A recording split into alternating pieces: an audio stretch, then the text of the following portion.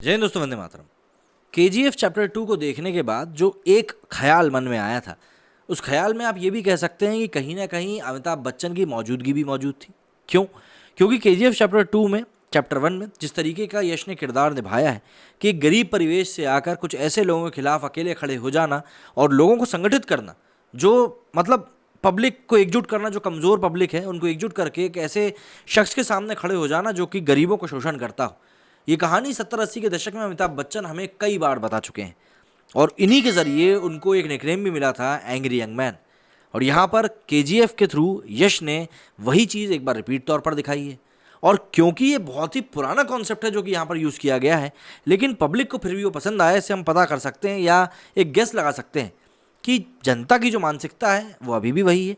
किरदार ज़रूर बदल चुके हैं, परिवेश बदल चुके हैं, समय बदल चुका है, लेकिन मानसिक तौर पर इंसान आज भी उतना ही कुंठित है, परेशान है।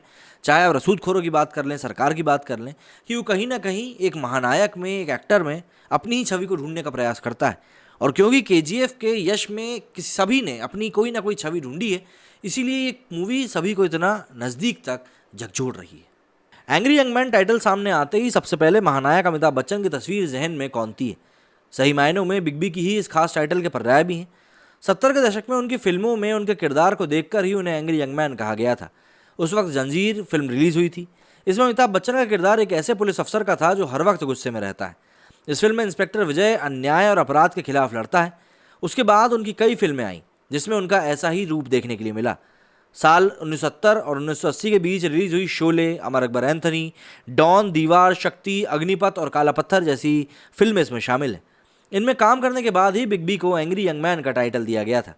फिल्म जंजीर की रिलीज के बाद करीब 50 साल बाद एक बार फिर से एंग्री यंग मैन की चर्चा जोरों पर है और कहा जा रहा है कि इंडस्ट्री को दूसरा एंग्री यंग मैन मिल गया है।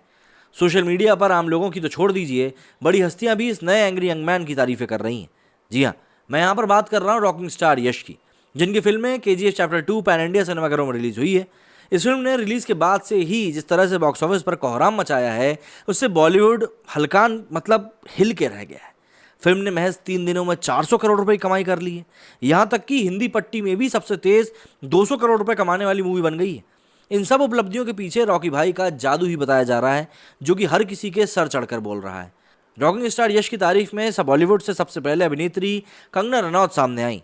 उन्होंने अपने सोशल मीडिया अकाउंट पर फिल्म केजीएफ चैप्टर 2 के हीरो यश की तारीफ करते हुए उनकी तुलना अमिताभ बच्चन से करी। इतना ही नहीं, उन्होंने फिल्म का पोस्टर शेयर करते हुए कहा कि यश केजीएफ में द एंग्री यंग मैन लग रहे हैं, जो भारतीय सिनेमा ने पिछले कई सालों से नहीं देखा है।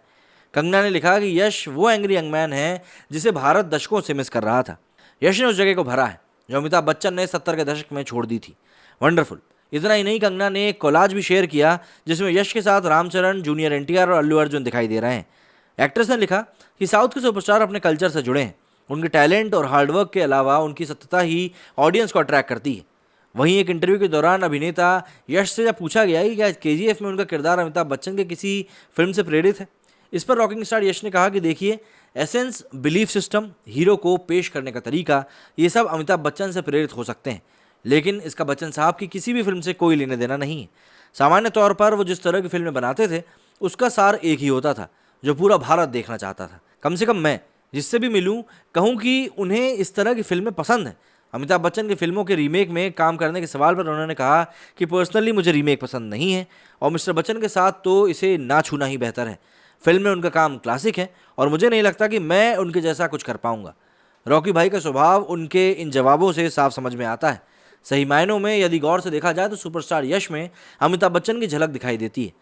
उनकी दोनों फिल्में केजीएफ चैप्टर 1 और चैप्टर 2, दोनों में ही उनकी body language, dialogue delivery, costume और हेयर स्टाइल बिग बी के उन किरदारों को याद दिला देती है जो दर्शकों ने शोले, डॉन, दीवार, शक्ति, अग्निपथ और काला पत्थर जैसी फिल्मों में देखे हैं। ऐसे में यह कहा जा सकता है कि यश ने अमिताभ बच्चन का स्टाइल स्टेटमेंट कॉपी किया है या फिर उनसे प्रभावित और प्रेरित हैं। खैर, यदि कॉपी किया भी है तो डुप्लीकेट जैसे तो एकदम नहीं लगते, बल्कि उनके ऊपर स्वैग फपता है जो दर्शकों को उनका दीवाना बनाता है। उनकी अदाकारी जितनी ज़बरदस्त है, उनका स्वभाव उतना ही सरल है। वो रुपहले पर्दे पर एंग्री यंग मैन है, लेकिन निजी ज़िंदगी में बहुत दयालु प्रकृति के हैं, सरल हैं, सहज हैं और ज़िंदगी को बहुत ही सिंपल जीने में यकीन रखते हैं। और यही सब खासियत हैं जो उनको बहुत आगे लेकर जाने वाली हैं और उनके साथ दर्शकों को लेकर भी चल रही हैं। इसीलिए केजीएफ को भरपूर प्यार भी मिल रहा है और घमंड कहीं पर भी किसी में दिखाई नहीं दे रहा। मेरे स्टूडियो फिलहाल इतना ही। जय हिंद। जय भारत।